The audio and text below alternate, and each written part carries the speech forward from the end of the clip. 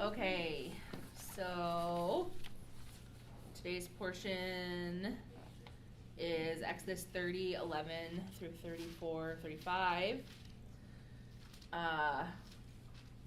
Nassim, do you want to pronounce the portion title for me? 10 titles. The Ki Tisa,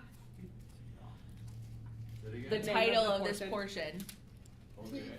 T-I-K-I-S-A. How do you pronounce that? Vaikach. K-I. T-I, or no, K-I. T-I-S-A.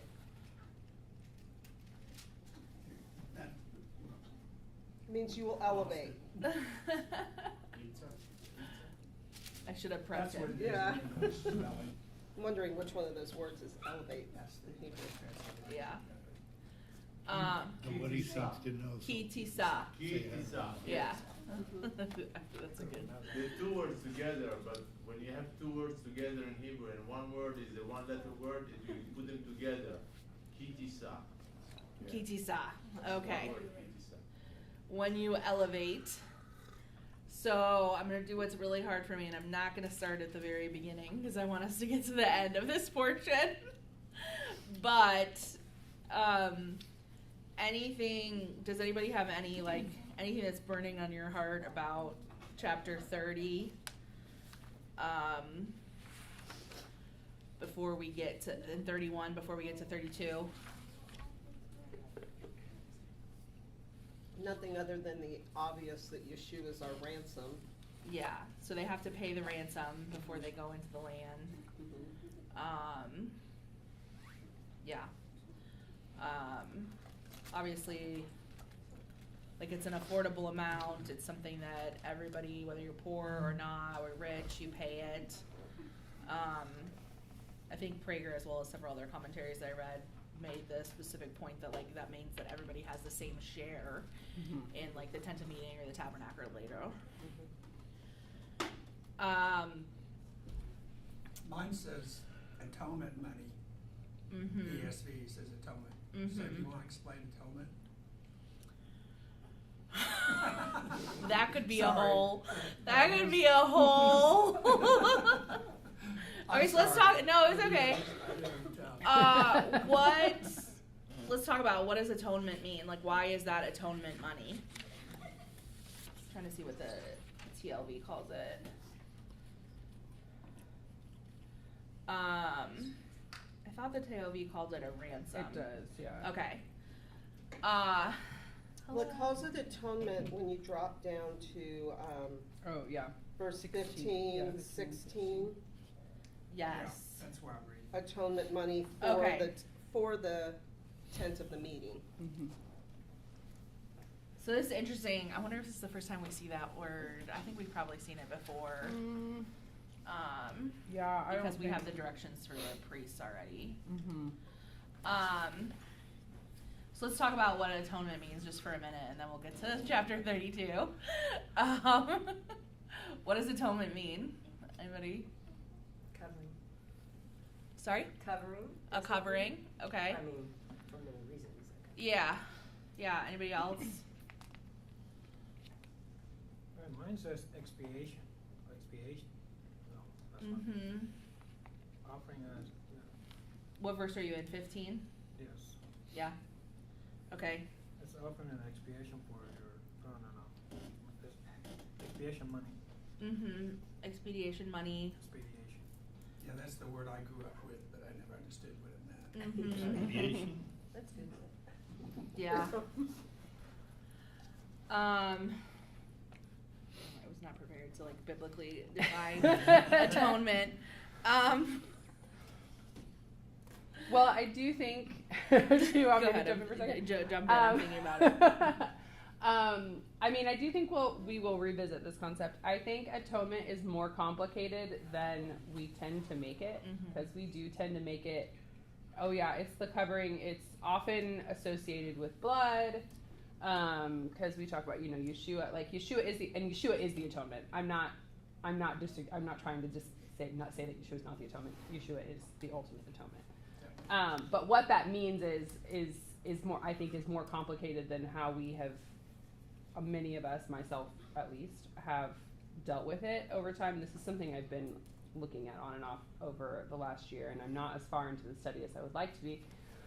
But I think it has more to do with,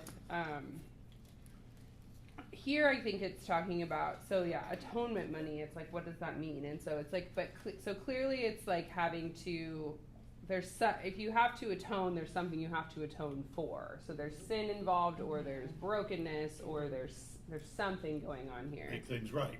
Right, things aren't right. So it's a way of, it's having, something needs to be made right. And in some sense, I think you need to, like, we're talking about money here, so this seems like a little obvious, but it has to cost you something. Yeah.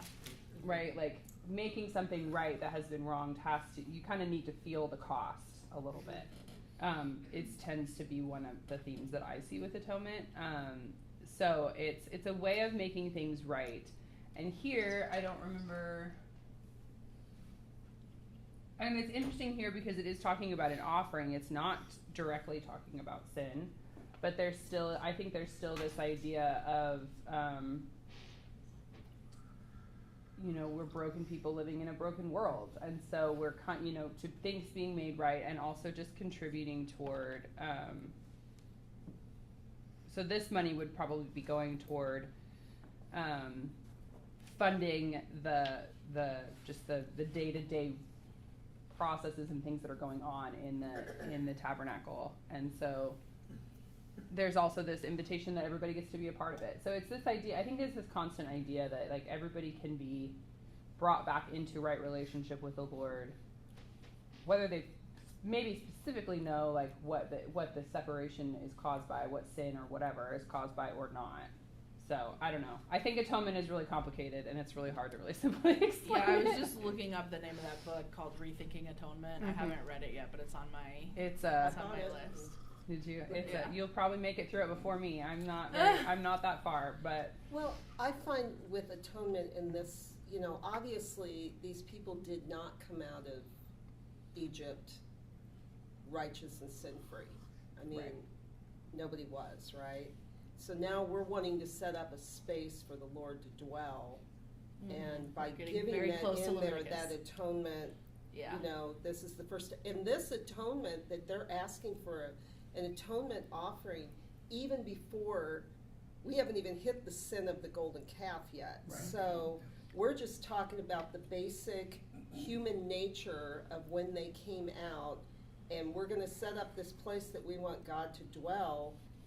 But we're a sinful people, and we're already starting to give into the offering of where the true offerings of atonement are going to be presented. So we're already giving into this, and so it's like, to me, it's almost like a precursor acknowledgement that, we're not right before God, and none of us, so all of us have to give. And we all are on the same footing before the Lord in this, so we're all giving. So that's kind of how I looked at it when I was kind of reviewing that.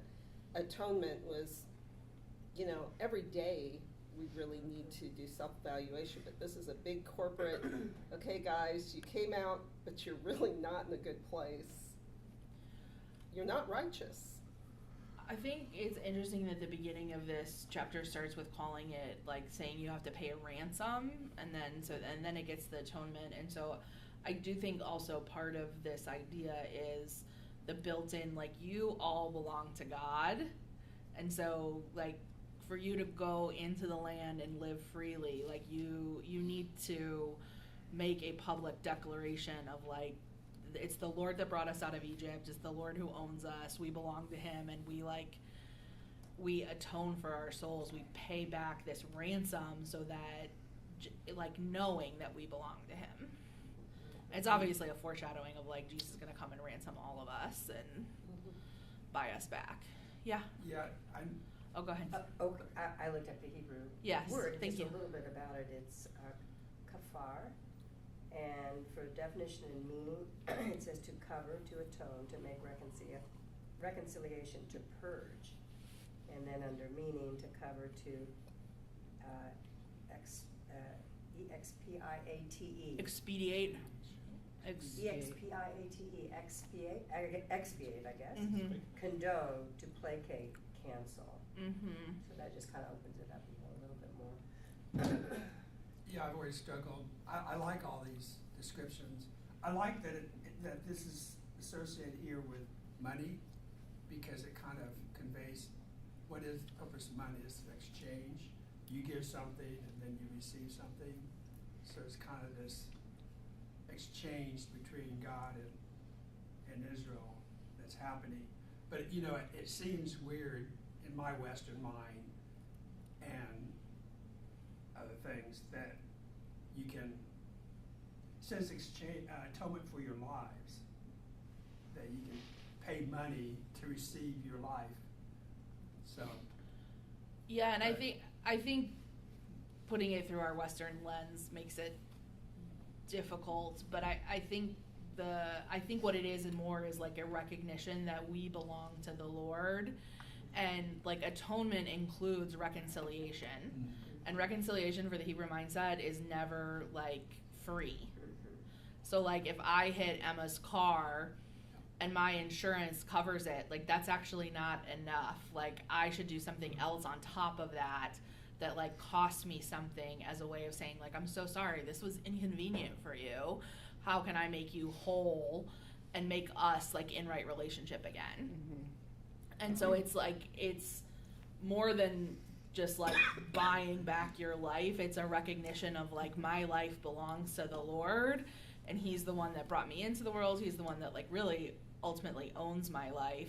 And I recognize that by giving something that's costly, you know? And in this case, it's actually not even that costly. It's a very small token of, were you gonna say something, Stan? No. Okay. It's just nodding. I Yeah, think he I saw says- your hand before, but maybe yeah, you said it's not really that much. I think it is kind of just a little taste yeah. of what atonement is. It's Yeah. not like Mhm. fleshing it totally out. Yeah, No. and this is, I think, it's an equalizer. It's like everybody does it. No one is, it's both like, no one is unable to participate because it is a smaller amount. So everyone is able and invited to, and also no one is excluded from needing to. It's kind of both sides of that. And like at this point, I don't know that there's that much differentiation between like how much people have coming Yeah. out of Egypt, but Depends like on whose neighbors were the richest that they plundered. I guess so. I don't know. Usually. But I think that, but it also doesn't matter like if you're Moses or Aaron or Miriam or you know, one of the. I think by now sometimes I forget where we are in the story. We've established are they called elders at that point? Yeah, Like the 'cause 70. Well, we've had Jethro. Yes. So there's been those, but then there's another like Yes. the 70 get kind of filled with the Spirit. Yeah, so later just on. it And doesn't we haven't hit matter that one yet, I don't think. how important you are or what role you play, everybody pays it. Okay, let's talk about the calf. Lori's excited. Here we go. Let us.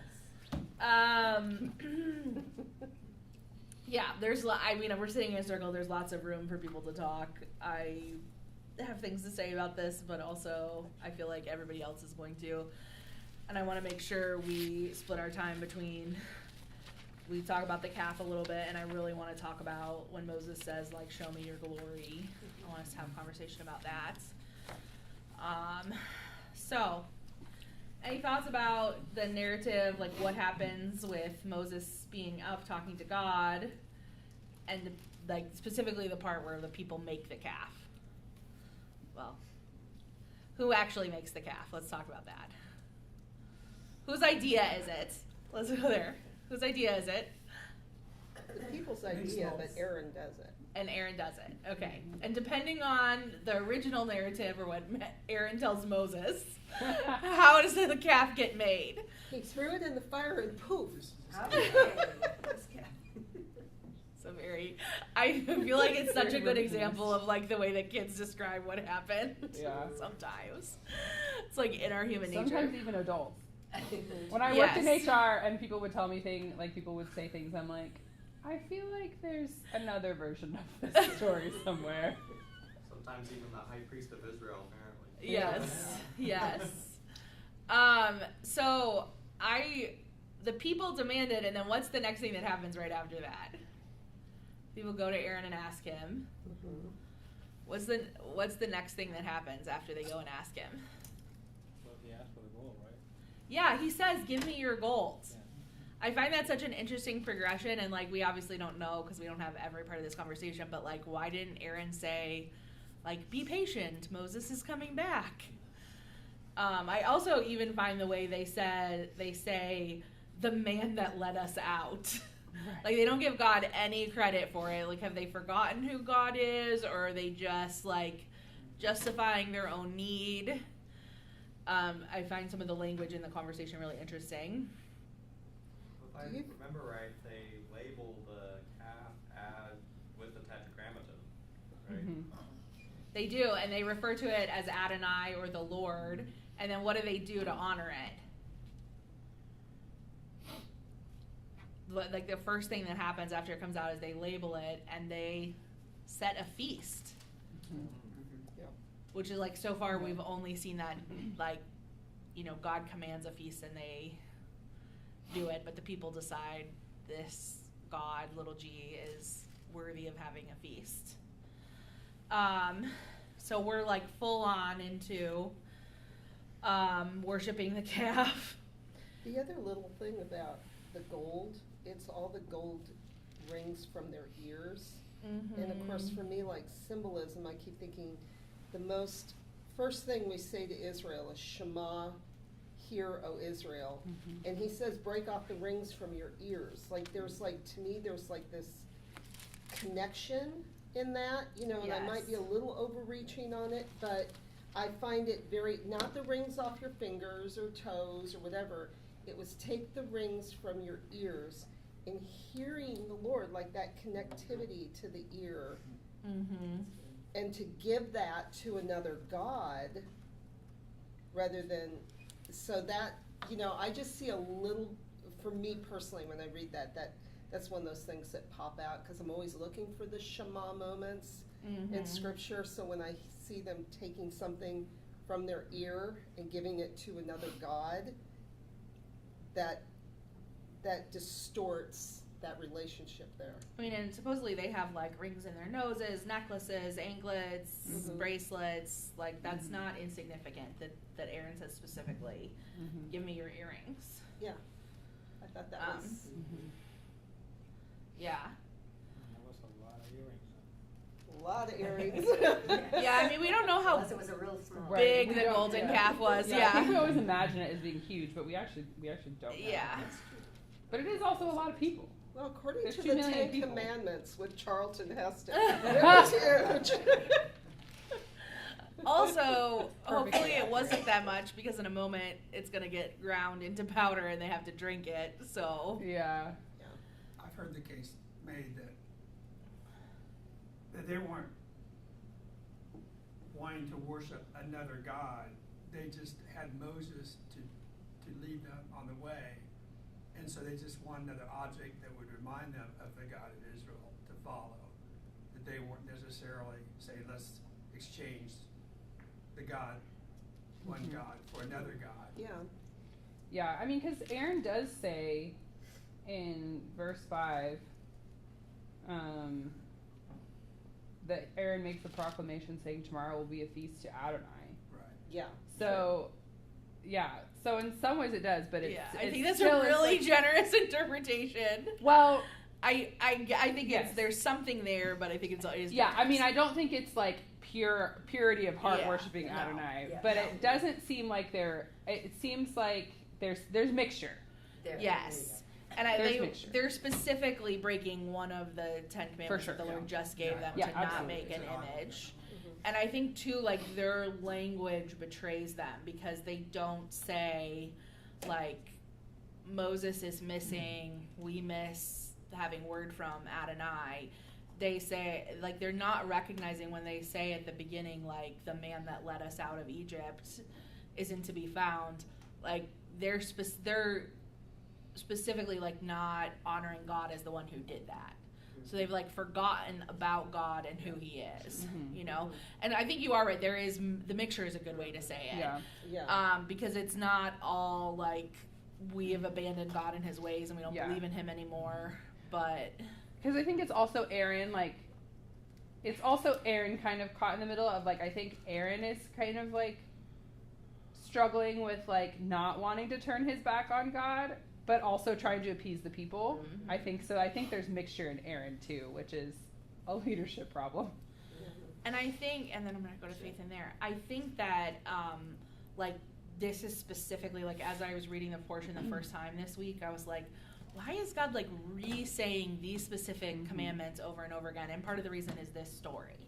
It's like, okay, you forgot these. Let's go back and reestablish he's going to give a list of commands that he has already very specifically given them.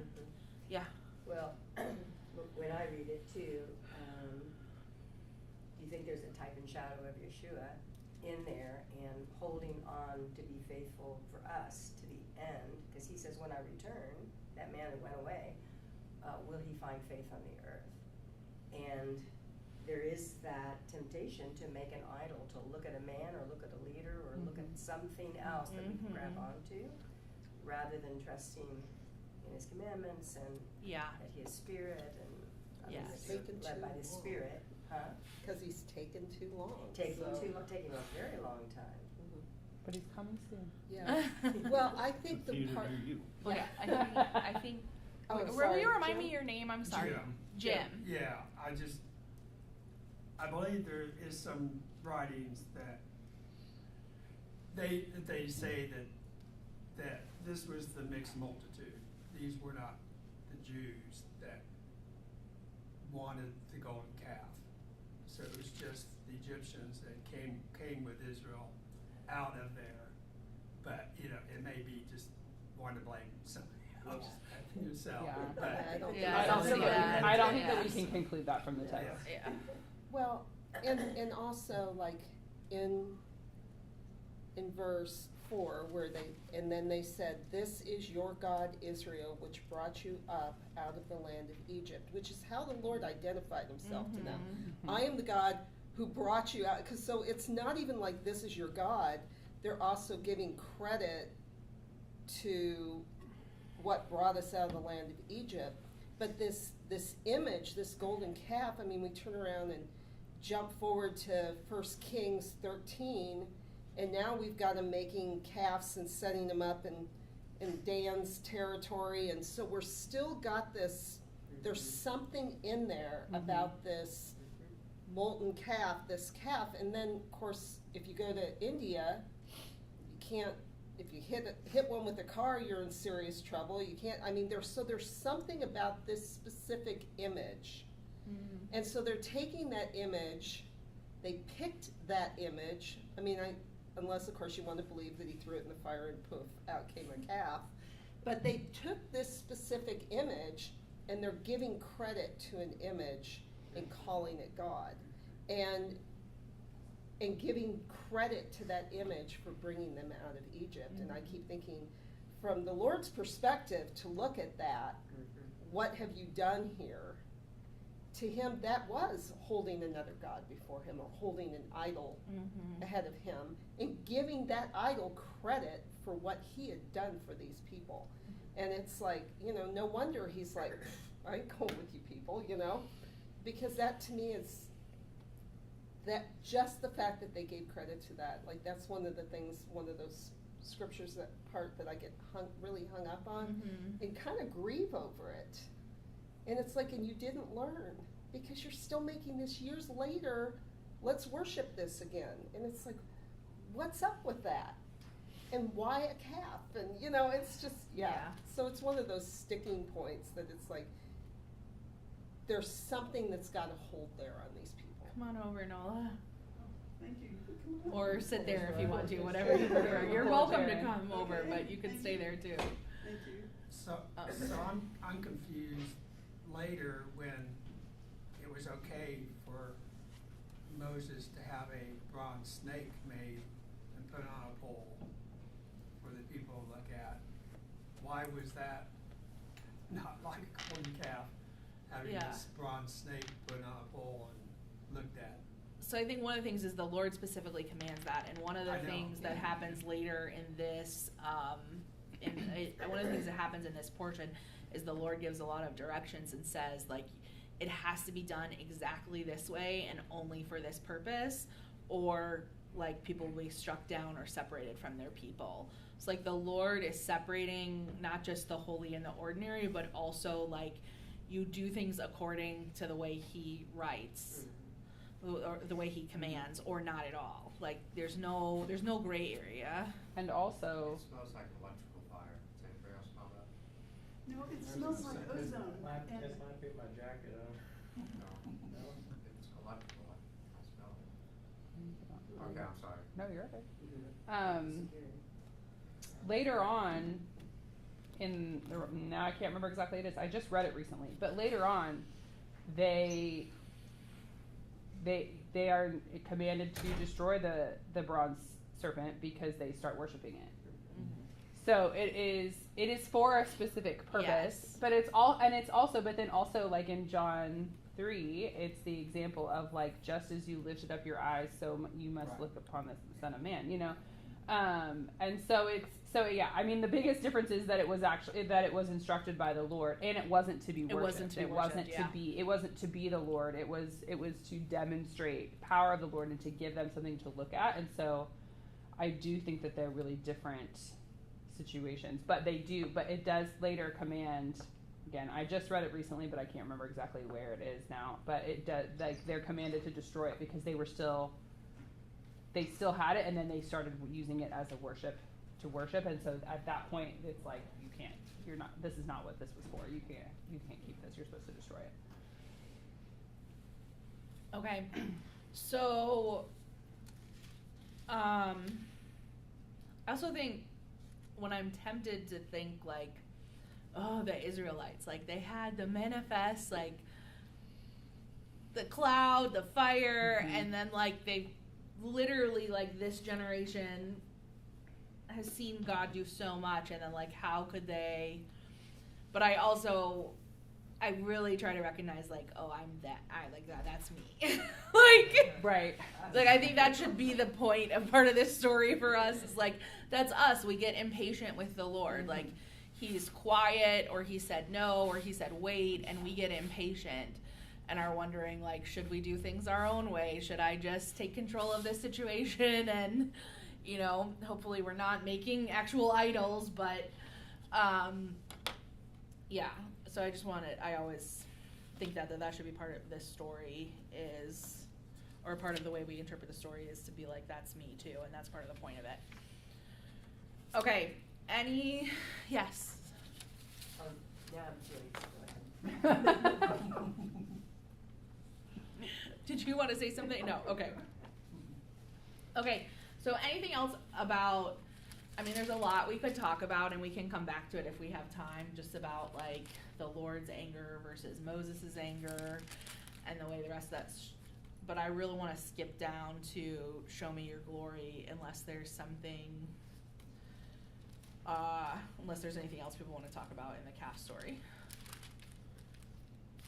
and what happens afterwards. Okay. I'm going to take that 2 seconds of silence as we can go on. Yes. I just want to say, No, it's fine. this is why I love that we go through the Torah portions every year, because when we have prodigal children, it's so encouraging to realize that the Lord's own children turned prodigal on Him, having seen all that they had seen and experienced. So, it gives us hope for Yeah. those that we are concerned about. Mm-hmm. Yeah, for sure. Okay, so jumping down to 33:7, that section in the TLV is titled "Show Me Your Glory." So we see that Moses pitches his tent outside of the camp here, and am I right, Emma, that before he's been inside the camp? Mm-hmm. Yeah, so there's a definite difference between what happens after the narrative with the golden calf. Now Moses is going outside the camp, and the Lord, Moses intercedes with the Lord. The Lord has agreed, my presence will go with you, and I will give you rest. And Moses responds by asking Adonai to show him his glory. So I love this verse in verse 19. The Lord says, I will cause all my goodness to pass before you and call out the name of Adonai before you. I will be gracious towards whom I will be gracious, and I will show mercy on whom I will be merciful. So then we're going to have down below where the Lord actually does pass by Moses and says, Adonai, Adonai, the compassionate and gracious God, slow to anger, abundant in loving kindness and truth, showing mercy to 1,000 generations, forgiving iniquity and transgression and sin, yet by no means leaving the guilty unpunished, but bringing the iniquity of the fathers upon the children and upon the children's children to the 3rd and 4th generation. So let's talk about, I just want to ask this question. When Moses says, show me your glory, what is he asking? Like, what is glory? What is he asking the Lord? Why does he say it that way?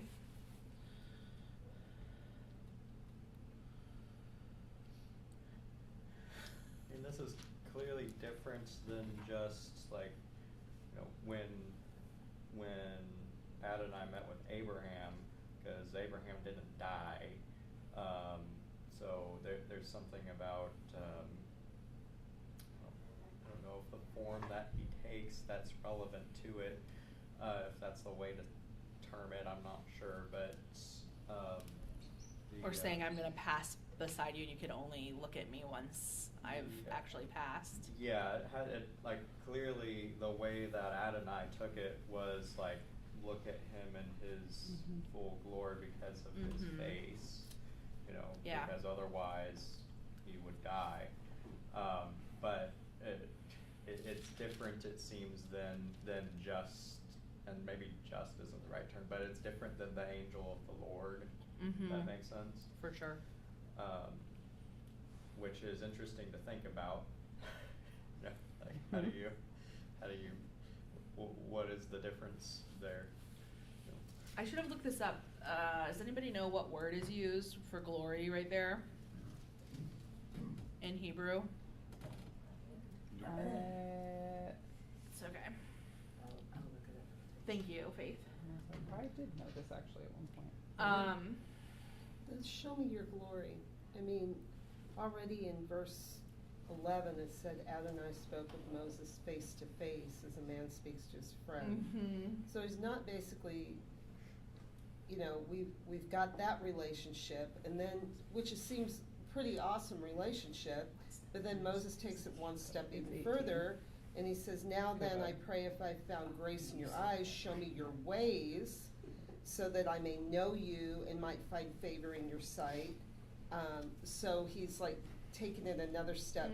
So to me, this is like this progressive, like, I really, really, really want to know you. You know, like, show me who you are rather than what you can do, in a sense. Because, like, what you look like. Yeah, I mean, because when you're with a friend, you know what your friend looks like, and you know the stuff they can do, but to actually know, like, the depths of who they are, the heart thing. So, to me, in this was a progressive thing of, That's a good point. Moses wanted to know him more than just, like, the God who can defeat other gods, or the God over his people. He wanted to intimately know the Lord. So to me, that show me your glory is show me something of who you really are. And that's obviously how the Lord took it, because he gives the he tells him who he really is. It wasn't about seeing, it was about knowing, I feel like. Yes. The word is kavod. Kavod. Okay, thank you. Which I does carry like a weight to it. Like it's Mhm. it's the word that has the weight. That's where we get the weight of glory. And it does, I think it plays into both. I don't think there's a dichotomy necessarily there, because it does actually mention his face later. But But yeah, you're right. He does also say, "I'll make my goodness pass before you," which is two different words there. And proclaim the name before you, and I will be gracious. I will show mercy on whom I will. So it's almost like they're tied together, the glory and the consuming glory as well as the character. Because Moses has seen like burning bush, Right. defeat of, I mean, he's seen a lot. Right. Like if And that's he's- not God's glory, Right, and he's then already what been on is? Sinai, right? Right. Like he's already had the giving of the Torah, so I was gonna say, and yeah. we ourselves are only just tapping into the tip of the iceberg of its facets, so there's so much more to know. I was just, I pulled out one little thing in the usage part of this commentary on Kabod, glory. Refers to the majestic presence and the manifestations of his divine attributes. So I think what you're saying is right. Moshe, he'd seen this and this, but he really wanted more. Really show me your. I mean, it goes on to wait and I just thought. Yeah. Just that one sentence. I think I love this passage, and one of the reasons why is because like a lot of times in worship, like we say that we want to see the glory of the Lord, and I think that a lot of times we associate that more with some of the things that Moses has already seen on Sinai, rather than like the Lord defines what his glory is by like his goodness, his loving kindness, how like his character, and that's something that's pretty unique to the Lord in any like world religion, that we know a God who is personal and kind and cares for us and shows us compassion and mercy, and that like to me I just when you think about like the glory of the Lord, that the Lord responds and says like the thing that is most glorious about me is how kind I am to you. Like that, to me, that's so impactful. It's not, I mean, because so many things you could say about the Lord, like in his glory and splendor, that he's seated on high, that he owns the earth and the fullness thereof. Psalm 23:1 says that, about like what he is able to do, his power, but that this is how he chooses to define his glory is like pretty amazing to me.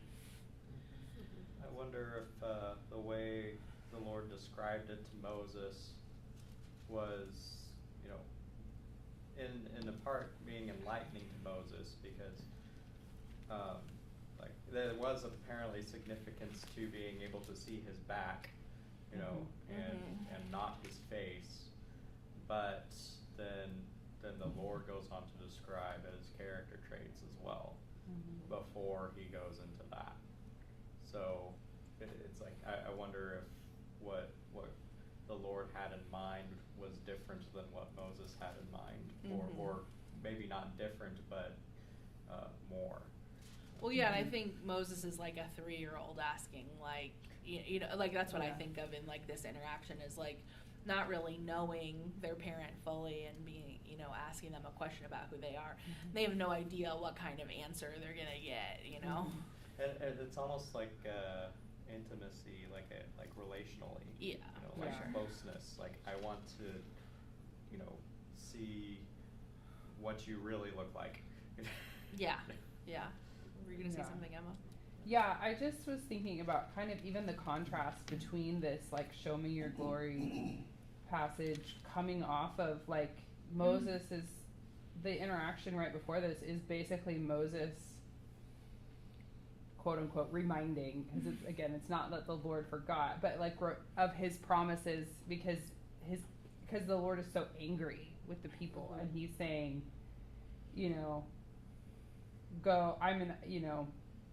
go away from all these people. I'm going to consume all these people and make a great nation out of you, Moses, instead. And Moses is like, hold on, you can't do that.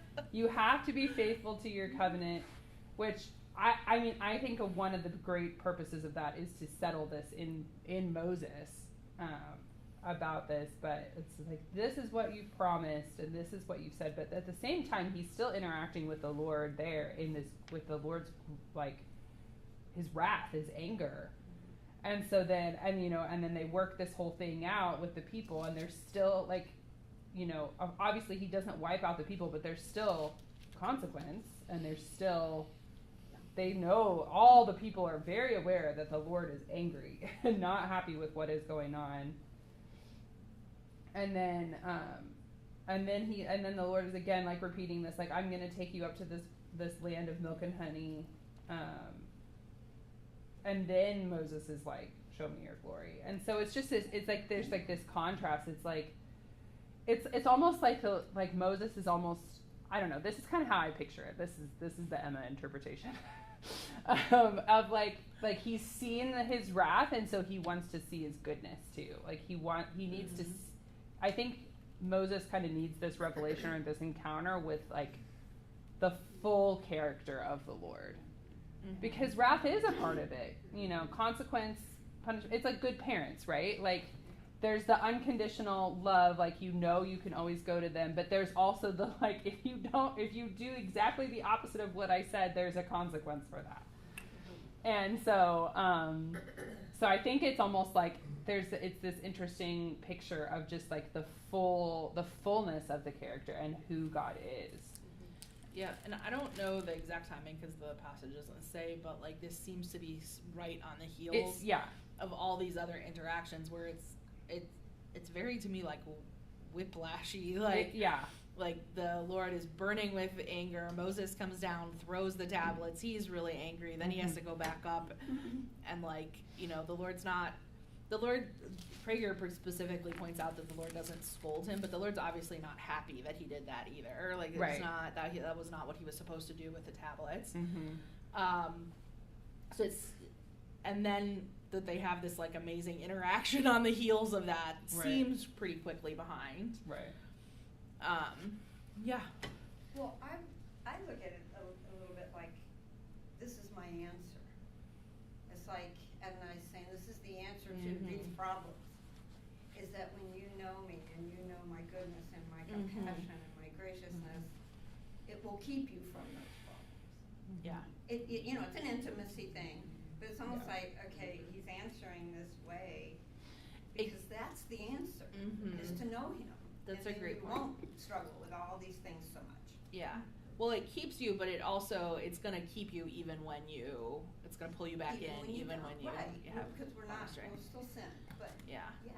Jim, were you going to say something too? I was just going to say how exhausting this must have been for Moses. This whole event, and how he needed, the Spirit of God to build him up. Him not even knowing what was going to lie ahead, and how many more times he was going to have to provide atonement for Israel, intercede. 33:1, it's almost like a father coming home and the mom saying, look what your son or your daughter has done. God isn't saying, look what my people have done. He said, depart, go from here, you and the people for whom you brought out of the land of Egypt. So it's like God is disowning his people, and here Moses has to go through this, remind God of Abraham, Isaac, and Jacob, remind God that, if you destroy your people, what will the nations say? And so I just can't imagine how physically, emotionally, in all ways, exhausting this would have been for Moses. And it's a good point that this is the only time, like every other time the Lord describes what happened in Egypt, he says, I am the Lord that brought you out. This is the only time where he's like, your little children over there, go and take your people with you. I also, this is not biblical enough, but when you were describing it, I was like, oh, that's why Moses was so angry. He was hungry and tired, and he came down the mountain and threw the tablets. I mean, he had just been up there for 40 days and 40 nights. And then he comes out, so he maybe was. You never underestimate what you do when you're hungry and tired, right? And right after he's told, chisel 2 stone tablets again and have them ready by the morning. After all. Right. No, the going to say something? tablets, I heard it said that the tablets was the marriage agreement, right, between Israel and God. And so in a way, Moses is doing Israel a favor by destroying the tablets. Kind of like, no, the covenant is gone. You're no longer, since you're not married, you haven't committed adultery. So it's almost like you destroy the covenant to protect Israel from God's wrath. Yeah, Prager's commentary said that too, but I find that a stretch. Yeah, I do too. I find that a stretch because they are in a covenant with the Lord already. Right. Like, so whether or not you destroy the tablets that the finger of God made, you have already made an agreement with Him and you've broken it. I don't think he stood there pondering it for very long. No. Before he, I don't think so either. Sorry, Nola, go ahead. No, that's fine. To me, it's like the whole experience there, and for us looking back on it, and all of the people in the millennia that have looked back on it since, it's like, behold the goodness and the severity of the Lord. And you have to know, we want to know the Lord, and He's revealing the goodness and the severity. Yeah. Well, I mean, that just makes me think, like, all the times that, like, when all the passages that talk about end times talk about, like, the great and terrible day of the Lord, and it's only terrible for those that are not in relationship with Him. So there can be terrible consequences, as this passage lays out, when you're not walking in relationship with Him and not obeying His commands. And I would even go so far as to say it's great and it's terrible in, the whole big picture of life, that we all live through great and terrible in different aspects. And yes, we're trusting the Lord every hour of every day, hopefully. But, when it gets terrible, it can be really terrible. Sam, were you going to say something? I don't necessarily think that having a solid relationship with God is going to save you from feelings of fear or sorrow from the great and terrible day. Oh yeah, that's not what I meant at all. I meant that, like, what did I mean? I meant that I didn't, like, the word says, like, a righteous man falls many times, Proverbs says, and, like, but he still gets up. So, like, it's not walking in relationship with Him should make us want to follow His commands, and following His commands saves us from a lot of terrible things, was what I was trying to say. Oh, we do, yeah. Yeah, that and was my ultimately in the day of the great and terrible day of the Lord, it, like, big picture thing, not that we, like, believers will still probably experience a lot of very difficult, terrible things, but the ultimate outcome is only terrible if you're not walking with the Lord, because it's the separation from Him, ultimately. So it's a everyone, yes, everyone yeah. will be judged. Yeah. So that will be, even though you're righteous because of Yeshua, the Messiah, I don't know, but I don't know if there's any commentary on this. I was just figuring how this might kind of connect this whole thing with Moses, with the transfiguration of Yeshua, and he meets with Moses and is Elijah, and kind of seems kind of a connection there. There is that upping the ante in terms of this relationship that Yeshua was having with the Father, and we don't know what Moses and Elijah told him, but I imagine there's some of this, him seeing some more of this. Are you the kind glory of? of God. Are you, like, you're drawing a parallel between between this and the Mount of Transfiguration? Yeah, totally. Yeah, seems like. Yeah, that's good. Okay. We're doing good. We have like 10 minutes left. Fantastic. Okay, so we can continue on to the end of this and talk about some of the commands that the Lord gives here, and we can also go back to the beginning and talk about the first kind of commands given in this portion. Does anybody have anything else in this portion that they're really hungry to talk about? I have a question. Yes. I may not have an answer, but you can ask it. Abraham interceded on behalf of, well, it turned out to be Lot and Lot's family, and allowed them to escape the city. Aaron escaped God's wrath because, again, Moses interceded for him. But we know that God's iced people for a lot less than what these. Did you just say God people- iced people? Yeah. Is that what Okay, okay. Okay, just checking. Yeah, you know. Okay, so, and you're not meeting the ice bucket challenge, huh? No. He whacked him, you know? Yeah, he whacked him, yeah. That's probably a better word for it. But, as I said, there are, why, okay, for example, the guy that was by the ark when they were carrying it, and he made the mistake and touched it, boom. Aaron's sons went into the temple drunk, boom. Is the only reason those people died is because nobody was there to intercede for them? I think so. To me, I don't know. I mean, you could definitely liken what Aaron does here to those things.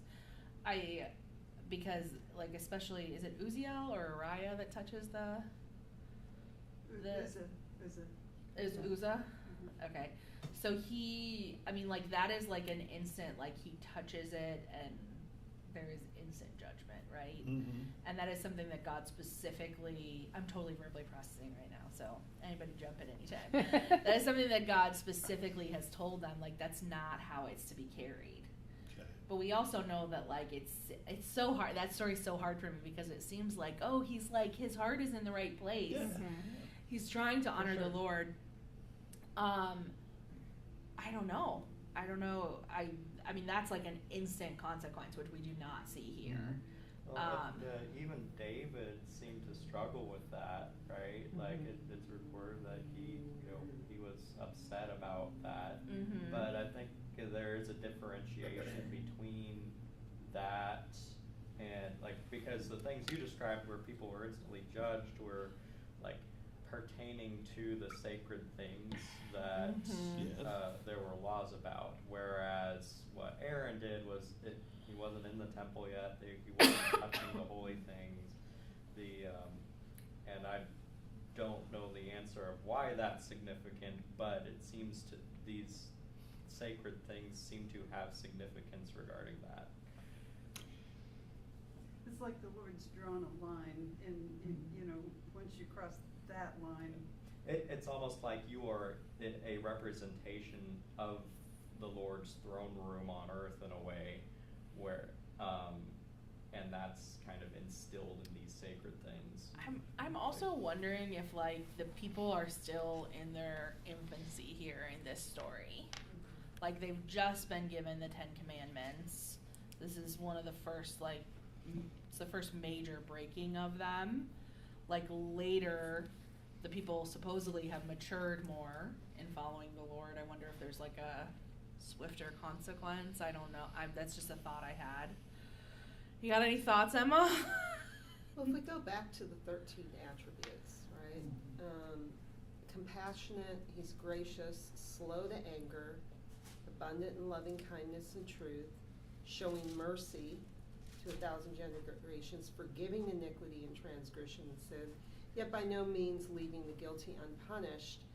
And with the guilty unpunished, when we reread that portion in Deuteronomy 5, he's talking about that to those who hate me. On that type of thing. It drops off in Exodus in 34, but when you go further in and with the 10 words, that punishment goes to those who hate him. So there is a mindset there. The swift punishment of, let's say, Aaron's sons, it made sense. I mean, yeah, they knew what they were doing. They knew what they were doing. Yeah, but so did Aaron. Well, yes, but I think with Aaron, the priesthood, the Lord was going to kill Aaron. And God or Moses interceded. Yes. And I think the Lord relented again because of his character. He punishes who he punishes. He forgives who he forgives. There was a role that he had for him to do. Somebody, thank God Moses I hope Aaron realized what Moses did for him. But I think there was levels of maturity too, because Aaron wasn't yet, unfortunately, yes, the first time he really did kind of serve as a priest was making this. Right. But Kind of unfortunate. But Ignorant yeah, I in mean, its I get what you're beginning. saying, but there's also like when you look at humanity as a whole and how many people the Lord should really strike down for knowingly doing what offends him. And he doesn't. Because he's slow to anger. There's just like there's this, so it's kind of like with the argument of hardening of hearts and all of that type of thing. The Lord ultimately knows like the end game of who, what, where, but we show the example of like the first person that died for breaking Shabbat, although we only see that happening one time. We don't see where, and even at that, when he said if they break Shabbat, you should kill them, but he did it, and they still had to go and ask the Lord, what do we do about this, when he had already laid out the rule. But in Scripture, there's only one instance that ever happened, but this is almost like an example thing. Yeah. Like, don't do this. Here's your first example. This is what should happen to you if you do. I'm just thinking if like, especially reaching out and touching the ark is like encountering in glory almost in the same way that he tells Moses, like, you can't see my front, you have to wait until it passes by. So there is like that kind of instant consequence because of that. What was the other example you used though? Aaron's sons. Aaron's Unauthorized sons. fire. Yeah. Which I think, so here's, okay. I think the touching the ark is kind of an outlier kind of story. I think it's hard to, because kind of like we've said, I think at the time they had a hard time reconciling that. I think we still have a hard time reconciling that. I think, because it's hard for us to be like, okay, they're carrying the ark, it slipped, because that's like, right, that's what happens, is like it slips and he saves it from falling to the ground, right? Which in our minds we're like, that it's probably worse for it to like hit the ground. He should have saved it, so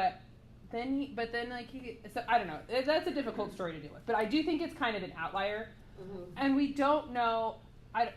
There's a lot we don't know, and that's kind of one of those. I have to kind of just yield and be like, the Lord, God gets to do what He's gonna do. Like, and I don't fully understand that one. Some of these others, I do think that there's an element, and I think it does matter where in the story we are and different things. And it is like that He is setting examples, and He is, because again, I think like what Amanda's kind of brought up a couple of times is like these people are in their infancy or toddlerhood with their relationship with the Lord. Like the Lord is trying to be very clear of what He means about certain things and how He's trying to establish them as a nation. Because they don't have any of that in their mindset. They don't know how to be a nation. So it's kind of, it is like the black and white, like young children and toddlers can't handle a lot of nuance, right? So, and I mean, that's maybe oversimplifying some of this a little bit, but. No, but that's like how you like, with the issues you had with our boys, where there was, when they were teenagers, you were ready to take all their stuff and throw it down on the front steps because you had it, right? You don't. I wasn't testing you.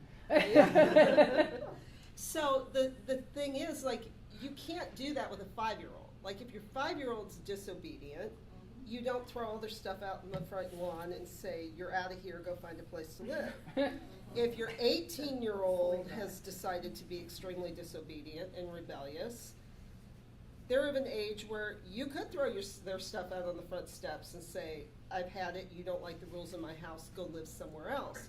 So with that maturity level, if you're looking at that, you can't treat a newborn or a toddler that's learning this the same way somebody who's been in it for a long time, like a teenager, high schooler, college, your 40-year-old that's living in your basement, whatever it is.